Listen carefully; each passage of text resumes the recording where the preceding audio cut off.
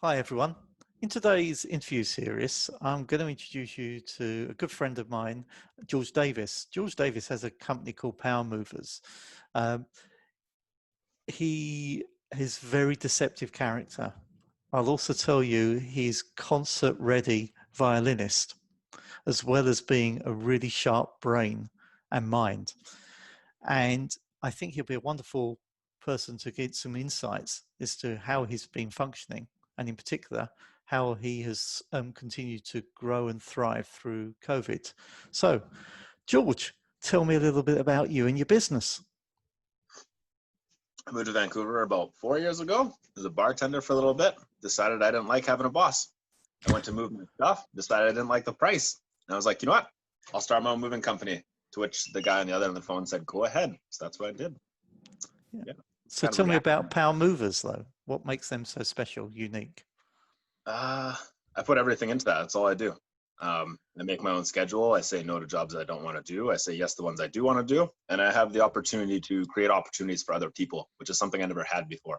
That's the real value to me, is I can put somebody to work and create the conditions for a fun and like safe and beneficial workplace for everyone involved, not just the clients, but also our employees.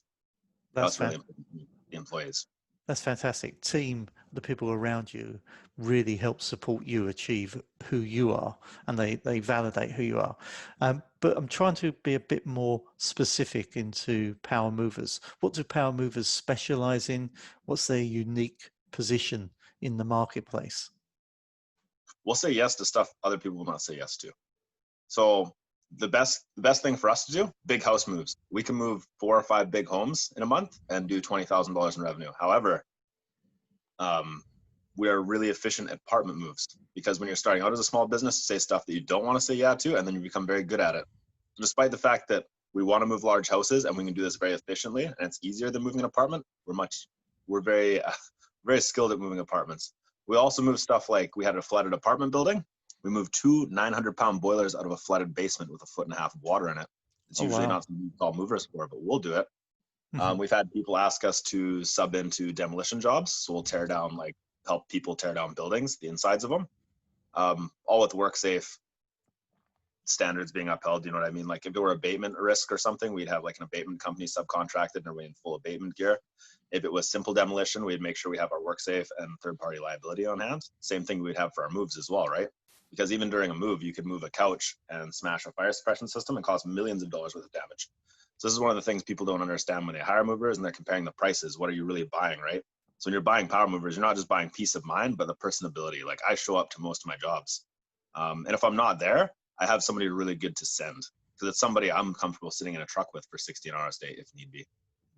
If I can't send that person, I won't do the job, or myself. And what type of things is unique for you to be moving? I've got a couple of things in mind. I've seen your videos. Oh, grand pianos. Yeah. Music is very important to me.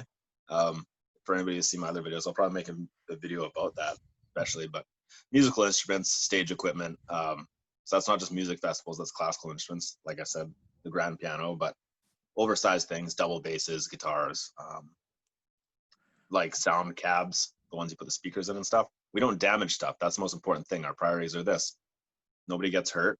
You treat the client with respect, especially since you're in their own home. It's an intimate space. You don't invite homeless people into your own homes. Why do you invite homeless movers that are willing to work for nothing? And then the last thing is, nothing gets broken, right? Everything after that's just a bonus. If it happens to be cheap, that's great, and we'll try to do that. Nobody wants to work a 12-hour day, but we will do it if we have to. Generally, we that's not the result we're going for. We're going for a quick, clean, simple move every time. So tell me though, who then is your target audience? Because you've just described supporting some contractors in a rip out or in the flood, but to move a grand piano, uh, they're vastly different propositions. I appreciate they're in the quality and value and how you do what you do. But what is it that who is your perfect customer? For a customer, Hmm. somebody with really nice things. We had a client in North Vancouver. He has a $22 million estate, let's say. So he has things like marble statues, a $100,000 fish tank, something you really don't want to bump into, and a showroom floor for all of his cars. So even just walking into his home, you can cause damage to the showroom floor that's been professionally polished. Most people don't polish floors. Most movers don't end up in buildings with polished floors. Mhm. I end up in buildings with polished floors, and I move grand pianos into them, past a showroom full of cars and a $100,000 fish tank. We actually have pictures of some of the stuff. So, but are they your target audience? Because I don't imagine there are many $22 million properties. Where is the sweet spot for you? Just because something isn't worth $22 million doesn't mean it doesn't have $22 million worth of worth to people. You know what I mean? Like Fabulous my point. musical instruments are invaluable to me. I've owned them since I was 16 years old. I spent all my money on that. So for this man to work that hard and have something that nice, he wants to keep it that way. You know, it's very important to him. But even for somebody to buy their first home, it could be a $500,000 condo. I don't care. You got to treat it with the same kind of care and respect, because for all I know, that person's going to start the next Lululemon and he'll have the next $22 million estate. You know what I mean? And I'll be the mover that guy calls. Yeah. We've had lots of those where people call us year after year upgrading. One Mhm. time they're single, the next time they have a girlfriend, they're moving in together, the next time they bought a house together. And that's like a part of a story that you get to like check in on every once in a while. So would it be fair to say that your ideal clients are those that value their own possessions, but equally value the services that they buy to look after their possessions, as well as other fine things in their life? It's respecting themselves, Okay. then their possessions. But yeah, those two things. And that's how I treat my guys as well, and myself. That's why sometimes we have to say no to jobs. And there's other jobs we'll say yes to that they're very important to us. Oh, We also do some volunteer work with like nonprofits and other places as well, right? We try to give more than we take all the time. that's awesome. Pretty fantastic. So look, elephant in the room, as it has been for so many businesses of late, has been COVID. How's COVID impacted yourself and your business? Impacted us great. So many of us are trying to get our education or are aspiring actors, or we have one airplane pilot from Libya who's not allowed to fly airplanes in Canada, but he has that license, you know. Um, Despite not using any education or having any, what a lot of people call a real job, we were deemed essential. Hmm. So we were still just working more than usual, if anything. And have you changed any of your operations, the way you do things? What has been different, or has it just been busy by the nature of your business? It's been busy, and then of course there's the whole wearing masks and spraying everything with sanitizer and wearing gloves. That's hard because wearing gloves it affects your ability to grip things, heavy things. Wearing masks restricts your breathing a little bit, which is maybe not a big deal if you're sitting at a desk, but when you're humping furniture up and down stairs all day, it gets pretty tiring. A lot of our Okay. guys wear step counters just to see how many calories they're burning, how many steps they do put in. An average day of moving in 8 hours is about 15 kilometers and 4,000 calories. That's what Wow. people see. Wow. Yeah. I should come and join you. just Well, just to, maybe I can there's do the a flip couple side of of that. days. You That's a do that nice. 5 days in a row, you might break your body as well.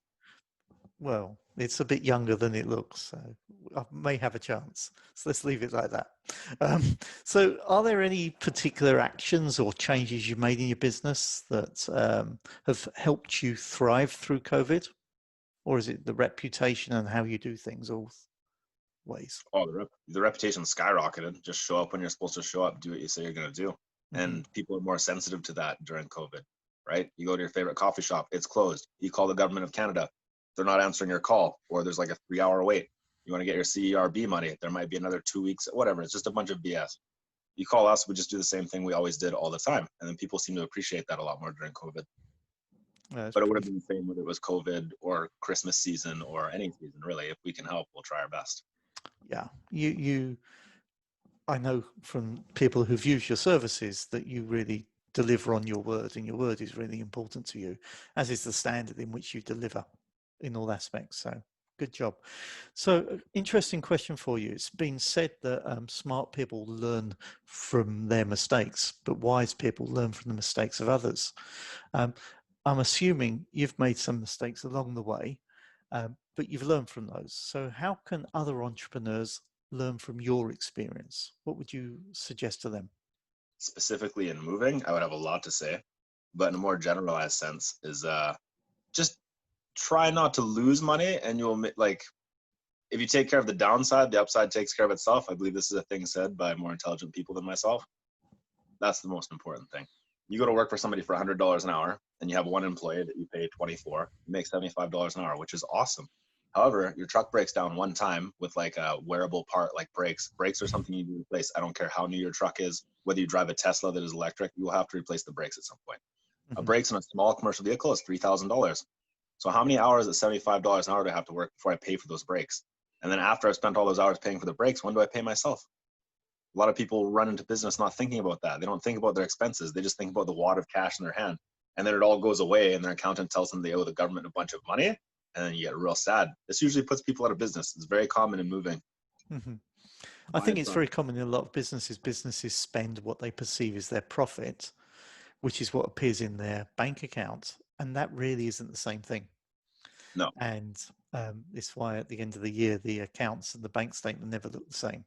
So that's a lesson that I think we can all learn, and we can all live within appropriate budgets, not just in business, but in life as well. You know, So, what'd be a good idea? A full stop item. Get a real accountant before you even start in business.